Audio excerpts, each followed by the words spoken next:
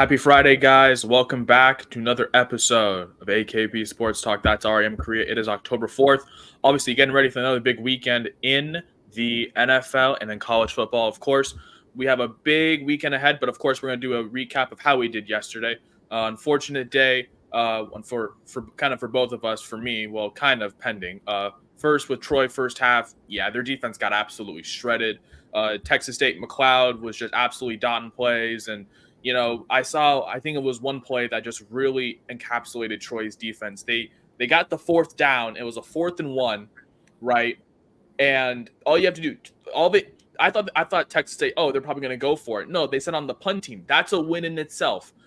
Troy, oh my God.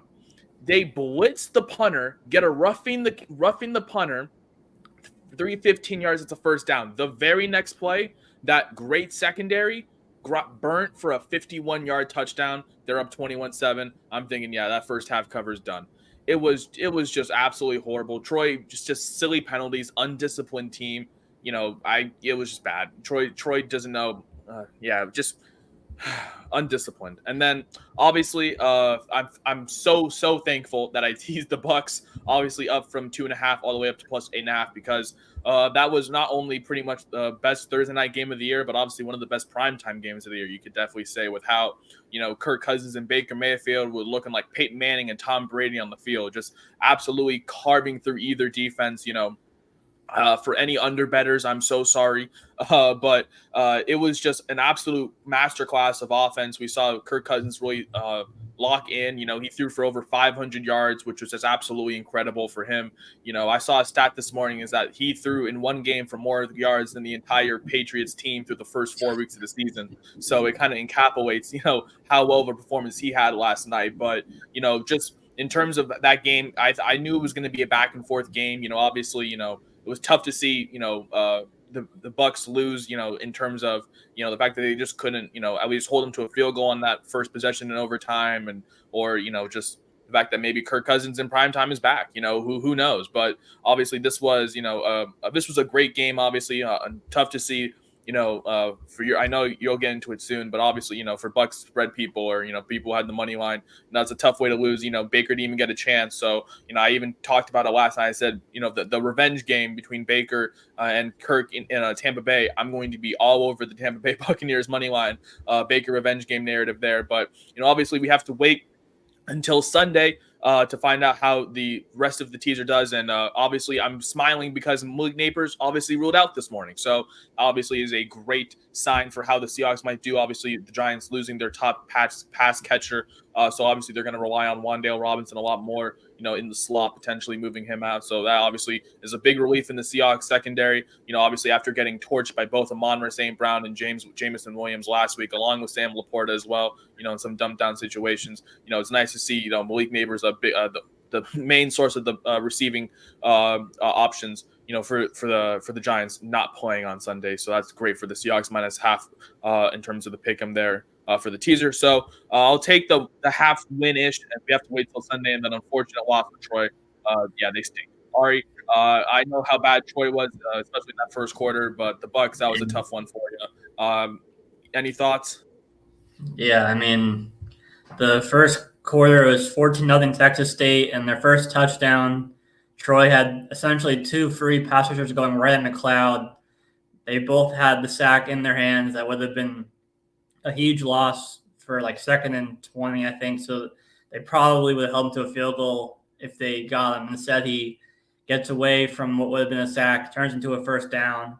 Like 2 plays later, they call a pass interference that looked like the pass catcher tripped on himself. They called it pass interference, and it was incomplete. That gave him 1st and goal, and then knew they're going to score then, and then a couple of stops, but not enough time taken off the clock in the first quarter. But I mean, once they scored in that first, or no, I guess Troy got the ball first. I guess they got a quick stop, and then there's when Texas State scored that touchdown that shouldn't. I mean, obviously you can say shouldn't, whatever. It happened when they should have had the sack, whatever. And then the Bucks, they had it until Bucky Irving fumbled it. They were about to at least take. I mean, it shouldn't even been overtime if Bucky Irving didn't fumble.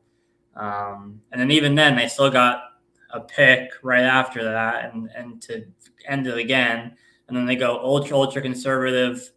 Bucky had like the 7-yard rush that made it like 3rd and 5 where there's the holding call. I don't know how you're going to hold when you're just trying to run the clock out. Like if the running back gets tackled, he gets tackled. You're just trying to run clock. You're not trying to like win the game when you're up by 3 with 2 minutes left.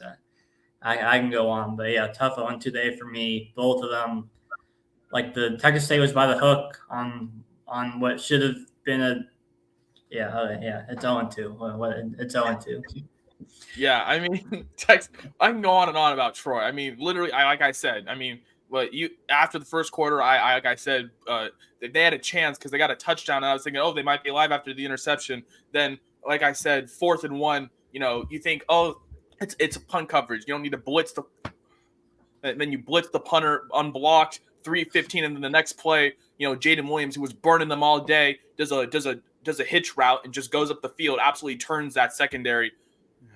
Troy stinks. And then obviously you mentioned that Bucky Irving fumbled. We saw him emotional on the sideline after, and then you mentioned it. Kirk Cousins threw an interception literally right after that, and you think, oh, well, the Buccaneers were probably just going to get a first down, and that's the game. Well, obviously the holding call just ruined that all. So obviously, no first down there. Kirk Cousins, miracle, gets the spike with 1 second left. I thought they were going to run out of time because Drake London didn't get out of bounds, and he was trying to run for extra yards. They should just lay on top of him for another extra second. Clap of the round. Yeah, you would think, if that defender would have just stayed on him for maybe an extra second or whatever, they probably would have got that off, and then you would think during all of that, it was only a 47, and then obviously the delay of game moves him back more, and just that, what a game, what a back and forth game that was between the Bucs and Falcons last night. Unfortunate for you on the money line, obviously, with how that game was going. Obviously the Bucs should have won that game, but that was a tough one. That's why we're going to hammer the Bucs in the revenge game at home, which is why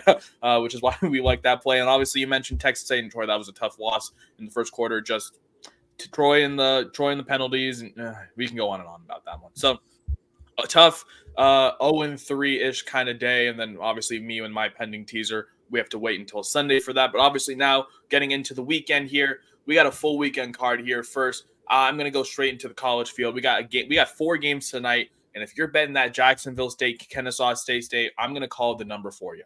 But first, we're going to go to the other 3 games here. We're going to take Houston here on the points here, plus 17. We're getting at minus 120 here. TCU, right? Everyone's just expecting TCU to roll Houston. Houston has no offense. Houston has a good defense, right? They've held other teams in check, right? Even though they haven't scored many points just because of how bad their offense is. They played good defense, right? Iowa State on the road, that's a good defense, obviously. And Iowa State, one of the best defenses in the country. I knew Iowa State last week. I hammered Houston team total under because I knew they were going to have trouble on the road, and that was the most sweat-free bet because they didn't score a single point. But this week against TCU and that horrible secondary, I think this is an opportunity for Houston to make this interesting. We've known TCU and their horrible defense all year. They've let points on the board to SMU, UCF, whoever you want to talk about. TCU, just horrible defense this year, right? And I'm just going to take Houston to make this game close. I've seen people talking about taking their team total, but I'm just going to take Houston to make this game close here. So I like Houston on the points, plus 17. I know that line's dropping. I'd probably take it all the way down to probably 16. I know it's at 16.5 right now. I still take it there, but I may buy it up half a point for that push potential for Houston, plus 17 tonight against a really fraudulent TCU team and that really bad defense. I think Houston's offense finally wakes up after being shut out back-to-back games. It was just bad matchups, obviously. When you look at Houston's schedule, obviously they've had to play tough matchups, and this is a team that held Oklahoma in check, and obviously Oklahoma's offense we know how bad Oklahoma's offense is, but I think Houston and their defense is going to make things interesting. And obviously on the opposite side, that offense, that defense for TCU is just really, really bad. And I think that's an opportunity for Houston to take advantage there. So I think Houston keeps this within 3 touchdowns. So I'm taking Houston plus the 17 here to minus 120. And then going on to Saturday, first I'm taking Mizzou on the money line here.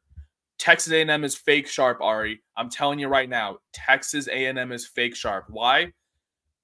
There's a receiver that we haven't been talking about, and he's on Mizzou, And I think this is the game where he's going to break out. Ladies and gentlemen, if you see a name named Luther Burden III, take all his over in props tomorrow, okay? This is going to be the Luther Burden legacy game. Texas A&M, I have watched this A&M team. They have the big explosive plays in the secondary.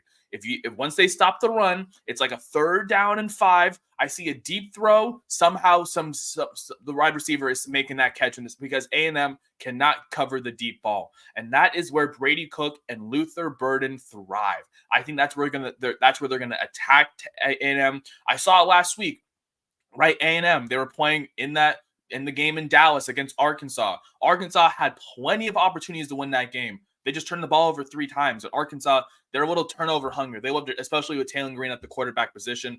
But this is Mizzou, right? And everyone's talking about, oh, Mizzou is a fraudulent team. They almost lost to Vanderbilt. Well, I think that was one, a look ahead spot. And 2, we always talk about how Kyle Field is a great atmosphere. Well, that's not 4:30 p.m. Kyle Field. Okay, this is like 10 a.m. Kyle Field. Okay, this is going to be early in the morning. People ain't going to be awake at that time. Who is going to be awake? Luther Burden, Brady Cook.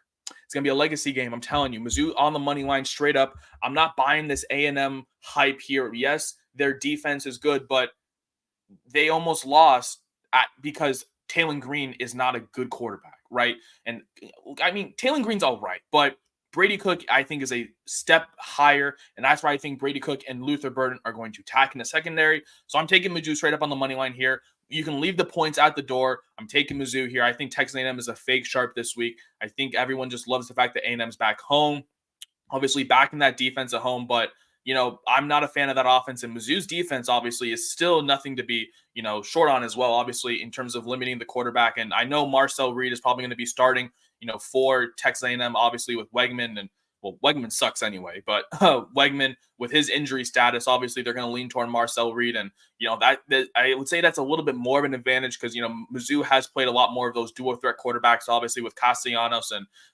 that gives them a lot more, maybe something to prepare for that defense. So I'm just going to take Mizzou straight up on the money line here, and I don't think Texas A&M has really played a good quarterback, that can sit in the pocket like Brady Cook. So I think Mizzou straight up wins on the money line here at Kyle Field in the upset in pretty much one of the games of the weekend. Taking Mizzou straight up here. And then in the other game here, Ari, I know I'm making you smile here. I'm back in the Wildcats here in the last game of the night. Arizona -6, -120. Now, Ari, I know I was talking about one receiver, right? I'm going to talk about the other receiver. This is going to be the Tate McMillan game, right? That we saw back from like week 1 where he had that 200-yard game, 3. Yeah, like I said with Luther Burden, if you see a guy named Tate McMillan on all your props, take his over as well because he's going to have a field day. Okay, 1, this is Texas Tech first road game since the Washington State game, and we saw how that game went. They got beat down on the road, right? Because their offense couldn't do anything, right? And Washington State's offense with that dual threat ability was cooking, right? Arizona, I think their defense is starting to find themselves. Obviously, they got that big upset on the road. They come back home after a long road trip. It's been, like I said, it's been a long time since Arizona's had a home game as well, going back all the way to about a month ago. I think Arizona is a get back home spot. I think this is a great look for them. Obviously, Texas Tech's defense is horrible. I know everyone's talking about that over, but I think that over is climbing too high. I'm just backing Arizona at home here. I think this is the Tate McMillan game that we've been waiting for. Obviously he has been, not quiet, but he hasn't had obviously that 200 breakout game that we saw in week 1 or whatever it was. I think we see that game this week. I think this is going to be the game. Texas Tech's defense is absolutely horrible. And like I said, they're going on the road for the first time in 3 weeks. They haven't played a road game since week 2. That's a bad spot for them, even though, it's not like a long road trip, obviously just going from Texas to Arizona. I still think it's, a bad spot for them going on the road. And obviously that I would assume, Ari, that stadium's going to be very, very rocking tomorrow night. So I'm just going to sold out. Say no more. Some people like to say no more. Taking Arizona -6 here on the points. I'm back in Arizona here at home. A good bad spot. Like I said, the Tate McMillan game is going to be in full effect. And then we're going to go to the Swamp here. This is my whale of the weekend. It might be our whale of the weekend, depending on what I see soon. But I'm back in UCF on the money line here.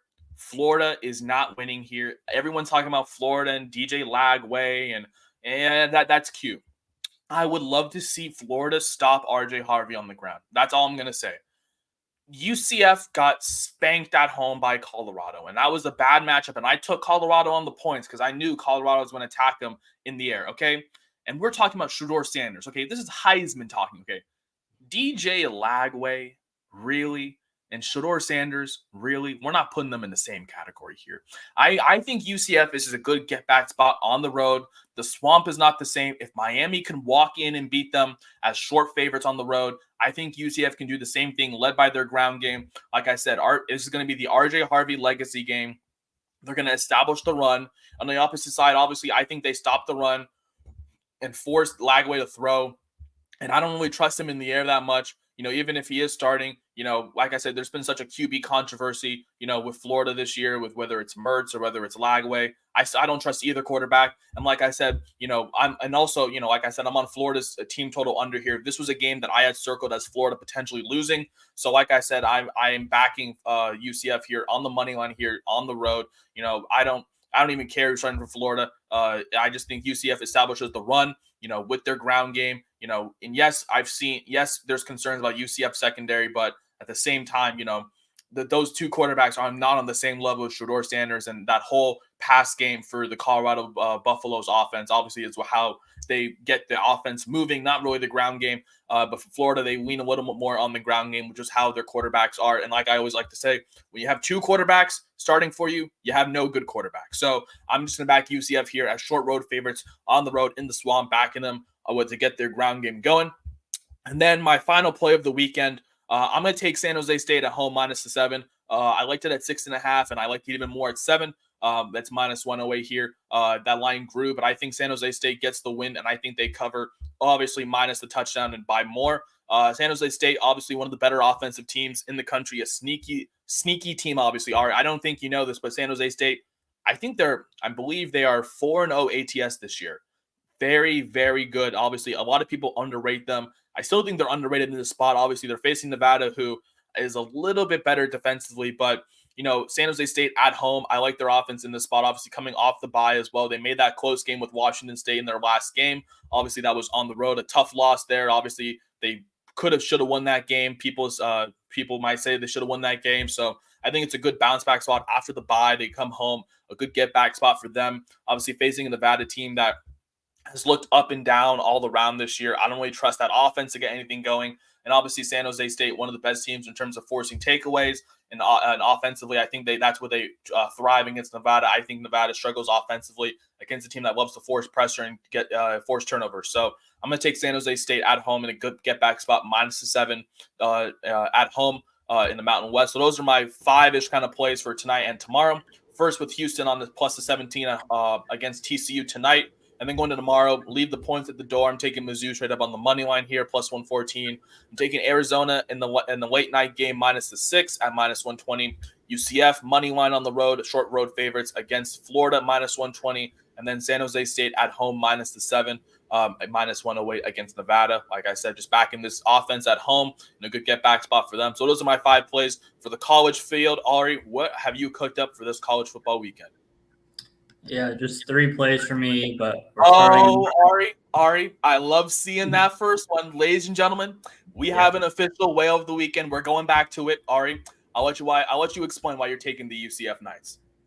Yeah, I mean, obviously you touched on it. Harvey, Jefferson, they're coming off, you could say an embarrassing loss at home to Colorado, where they're 14-point favorites and lost by 20 plus or whatever the final score was. Now you're going. I mean, it's not. They're in Florida, so it's not. They're not traveling really. It's just they're staying in state.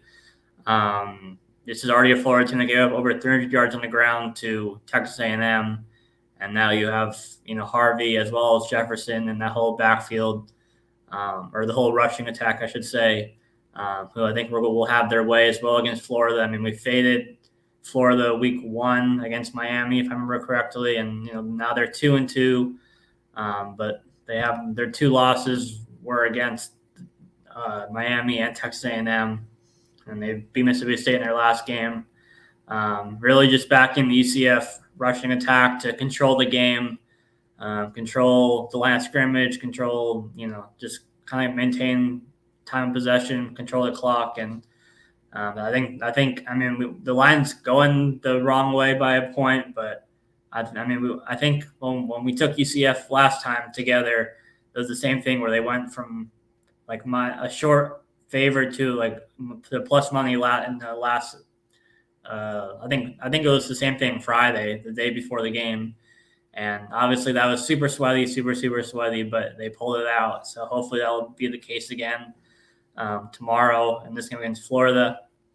That's my first play. Second play, it's a little scary going to Rutgers +7 against Indiana, or sorry, Nebraska.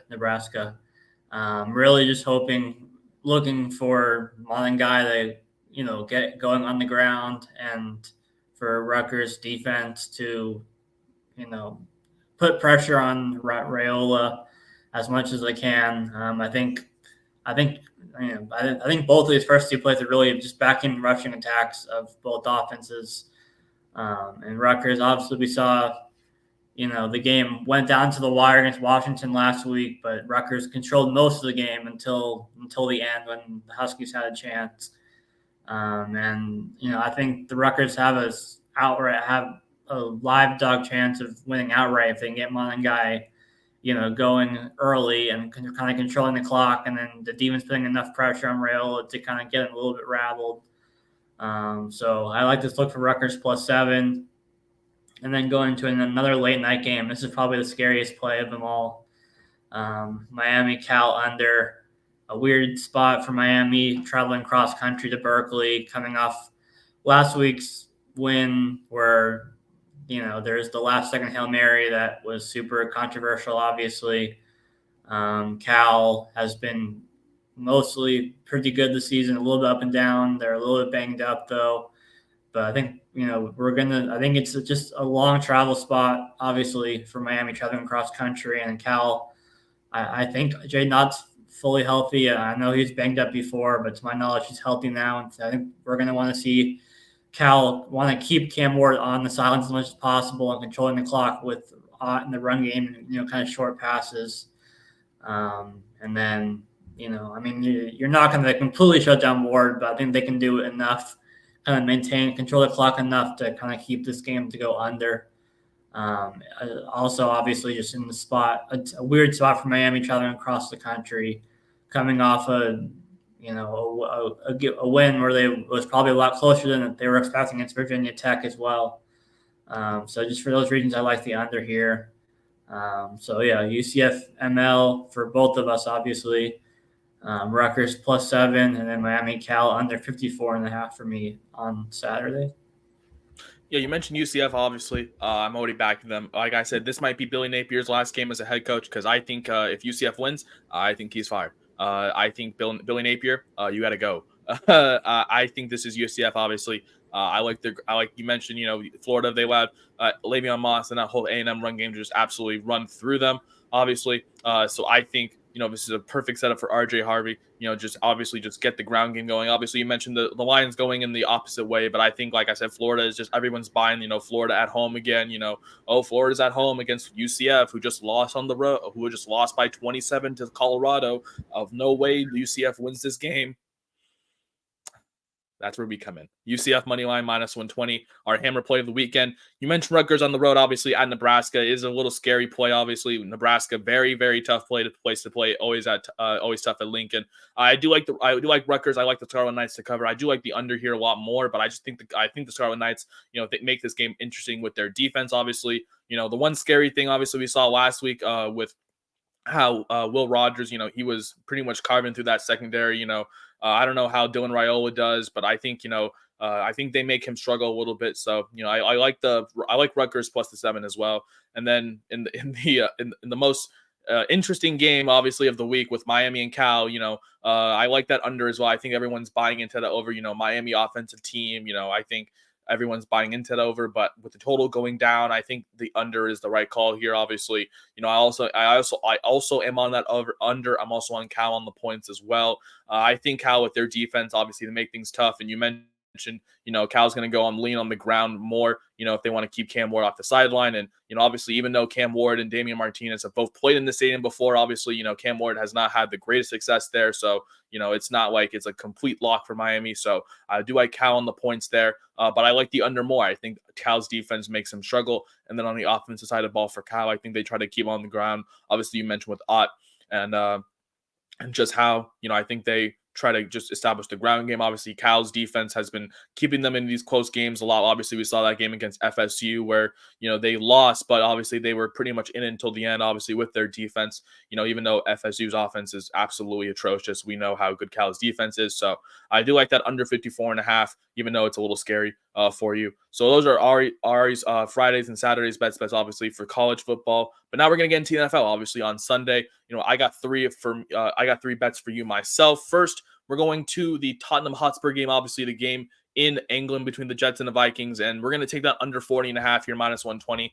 We're just back in international unders here. International unders, one of my favorite systems here. Obviously it's a lot of travel. Obviously, going all the way overseas for both teams. Obviously, a little bit closer for the Jets. Obviously, just going from New York to London. But early game, obviously, I think both teams, obviously we talk about both defenses. Obviously, the Jets defense, I think they probably scheme up a way to try to limit Sam Darnold through the air. Obviously, with Sauce Gardner and all those defensive backs, for the Jets. And obviously on the other side, we've seen how Brian Flores has pretty much made the Vikings defense one of the scariest defenses in the NFL, which is how much pressure he likes to force on quarterbacks and, how he likes to blitz. And I think that brings trouble for Aaron Rodgers, obviously, who struggles against the blitz because, the dude is 40.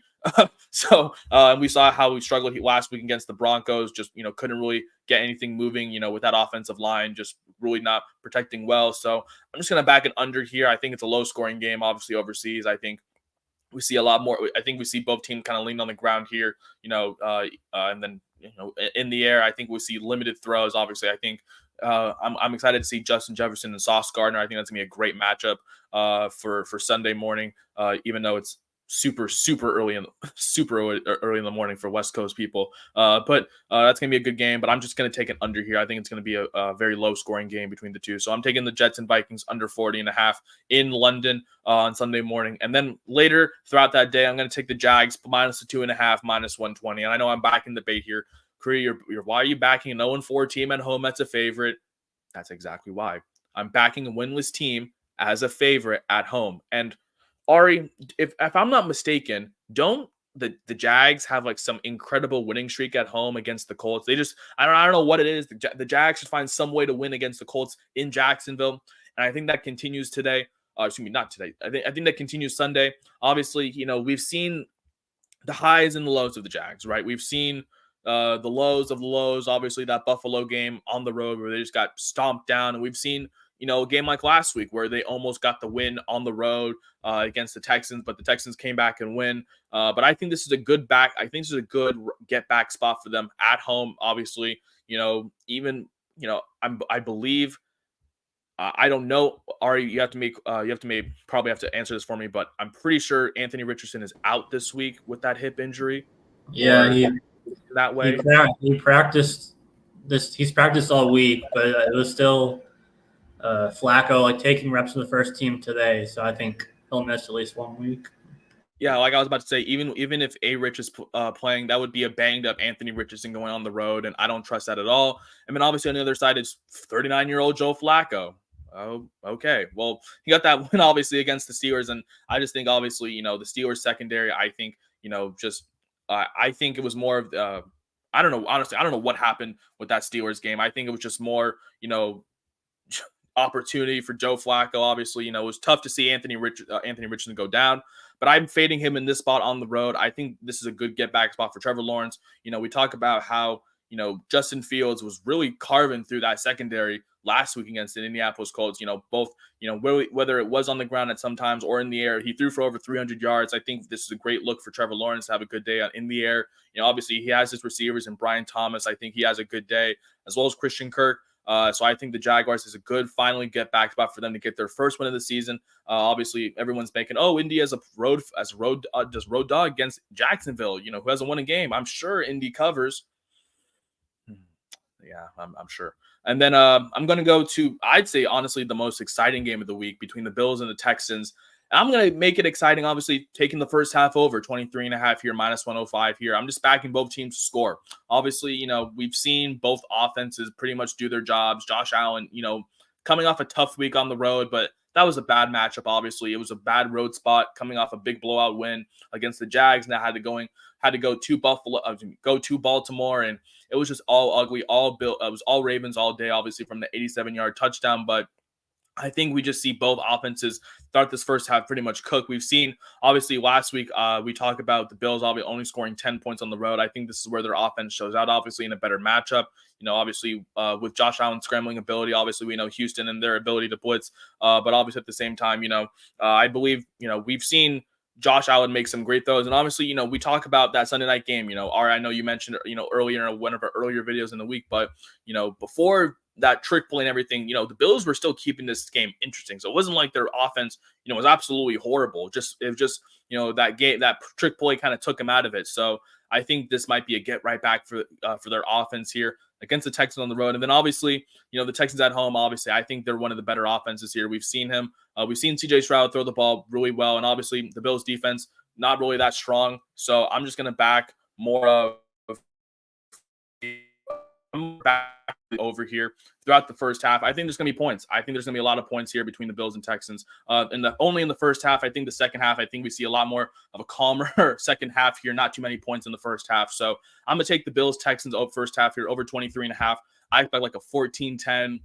That's all we need. 14-10, maybe 17-14 type first half, just kind of back and forth. I think we're going to see that both offenses kind of show out. Those are my 3 plays. Vikings under 40.5, international unders. Back in the Jags at home, minus a 2.5, even though they're winless, backing them at home. And then the Bills and Texans, I am backing them over first half over 23.5. I think there's gonna be points in that Bills and Texans game. Obviously, Josh Allen and CJ Stroud. There's the revenge narrative for Stephon Diggs, obviously facing his former quarterback, in his former team in Houston. Obviously, in Buffalo, the team that traded him to Houston. So obviously, there's that narrative as well. I think he has a good day against that Bills secondary that he knows very personally. So I'm going to take the Bills Texans first half over 23.5. Those are my 3 plays for Sunday. Ari, what do you like for this NFL Sunday? Yeah, 2 plays for me, and I like the over 2. I'm just on the full game, but I think obviously both could hit. I just had a little PTSD from last week's Cardinals Commanders where it looked like it was going to soar over in the first half, and then I guess maybe didn't go over full game because the Cardinals only scored 14 points. It was 42-14. I don't remember if the full game was 55 or 56 or 57, but I just think we're going to have points, all game, I think. Obviously you talked about the first half, and both offenses obviously are really good, and the Bills are going to be already have several starters ruled out on the defensive side. And then, the Texans defense has been kind of up and down this season, but I agree that, like you said, before the trick play last week against the Ravens, the Bills are starting to find their groove, and I think they're going to be able to do it, from the start in this game against Houston. Obviously, there's lots of narratives. Like you said, Diggs, there's, 2 top quarterbacks in the AFC and all of that. So there's lots of narratives as well. It sounds like Mixon's going to be out again for Houston, but I still like the passing game for the Texans. It hasn't really impacted their offense too much. The Vikings, they struggled, but that was more so, credit to the Vikings defense. Obviously, I think with the Bills defense being banged up, Houston should have no problem, moving the ball down the field, and vice versa for the Bills as well. So I like points in this game. And then going to the Packers, -3 on the road against the Rams. Obviously, last week they fell behind, 28-0, I think, against Minnesota in the return for Love before making the comeback. In the second half, for Love looked a lot more comfortable. Now he is his second game back off his ankle injury against what's still, pretty much a depleted Rams team on both sides of the ball. The Rams have showed fight, without a lot of their starters, but I think Green Bay is going to be a little bit too much. It's in LA, but games in LA usually are occupied by a lot of opposing fans, so I'm not extremely worried about the road spot for Green Bay. I mean, this is probably close to a must-win game for the Rams before going on their bye. They don't want to drop to what would it be 1-4. I think they would be if they lose this one. They want to drop to 1-4. So there is that, but I think the Packers offense is going to be a little bit too much. And then, we've seen the Packers defense at times step up as well. I think they're going to be able to put pressure, on Stafford. And we saw against the Bears last week when the Bears put pressure on Stafford. That's when things kind of folded a bit for the Rams offense. And so I think we're going to be able to see the Packers be able to put enough pressure on Stafford to be able to maybe force a turnover or two. And then, I mean, I'm more so backing the Packers offense between the two, I would say, than the defense. But both kind of go hand in hand to a degree, obviously. So, those are my two plays. Bills Texans over 47, and then Packers -3 over the Rams. Yeah, I think the Rams, obviously, I think it's a great look for you taking the Packers. I think the Rams are obviously fake sharp as well this week. I think everyone's buying into the narrative. Obviously, the Rams obviously don't want to go into the bye 1-4. You mentioned, obviously not the greatest year for the Rams, obviously losing, two of their star offensive weapons in Puka Nacua and Cooper Kupp early. But I still think, obviously, you mentioned, even though it's a road game for the Packers, I think there's going to be plenty of cheeseheads, in that stadium. You mentioned SoFi Stadium is a very, diverse crowd in terms of, home field attendance.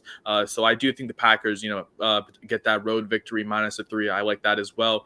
Just backing the Packers, in the spot. And you mentioned they were down early, but obviously the Vikings defense, one of the best defenses in the NFL right now. I don't think, even though obviously the Rams defense and, McVay is going to scheme something up, I feel obviously, LaFleur versus McVay is always a great matchup. We always like to see. And I think LaFleur gets this win here. I'm taking the Packers -3 as well. And then I already talked about the full game. Well, you talked about the full game over. I'm on the first half over, but I'm backing the over either way. Even though with even though you mentioned, Joe Mixon potentially being out for this game on Sunday, and all the injuries as well, I still think you mentioned all the Bills injuries in this on the defensive side of the ball. I think that proves opportunity for the Texans on the offense side of the ball. And then you mentioned the game last week for the Bills, obviously, before the trick play, their offense was still kind of in a groove. Just, that trick play kind of took them out of it. So I think their offense is in a better matchup here against the Texans defense, who has been a little up and down on the season. Obviously, we saw how that game against,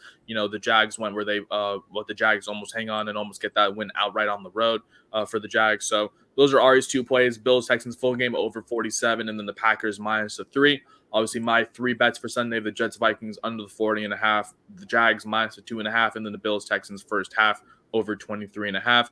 Going back to Fridays and Saturdays best bets, obviously wrapping up the whole entire weekend with Ari's our whale of the weekend UCF money line -120. He has Rutgers +7 at -112, and in the college game day week game, obviously Miami and Cal, he's taking that under 54.5 in a late night game on the West Coast. And obviously in my whole weekend of best bets, Houston +17 tonight, and then going through the entire weekend, Mizzou on the money line, leave the points at the door +114. Arizona at home -6 and -120, our hammer play of the weekend in UCF money line, and then San Jose State -7 at home in a get back spot against Nevada -108. You can find all of these, and of course this video, all of these cards, and of course all these bets on our Twitter below, AKP Sports Talk. We will have today's card posted momentarily for my best bet of the day. Of course, our entire weekend card for Saturday posted momentarily tonight. And then obviously on Sunday, we'll have our best bets posted on Saturday, our full card posted on there as well. That's going to do it for this episode. Of course, that's REM Korea. Of course, we'll be back on Monday to recap how we did for the entire weekend. But we want to thank you guys so much for tuning in. That's REM Korea. We wish you guys so much. We wish you guys so much luck. Obviously, tune in next week. Obviously, like I said, we're going to have some more, videos potentially with, the inclusion of the NBA, obviously, tip off in Abu Dhabi. I completely forgot they were tipping off in Abu Dhabi for the preseason. So we have NBA preseason now. Of course, today, the beginning of NHL. So for all you NHL fans out there, I know you guys are very excited for the beginning of the NHL season. But obviously, that's going to do it for this episode. That is Ari. I'm Korea. We'll be back on Monday for a recap and to preview the Monday night game between the Saints and Chiefs. That's going to do it for this episode. Tune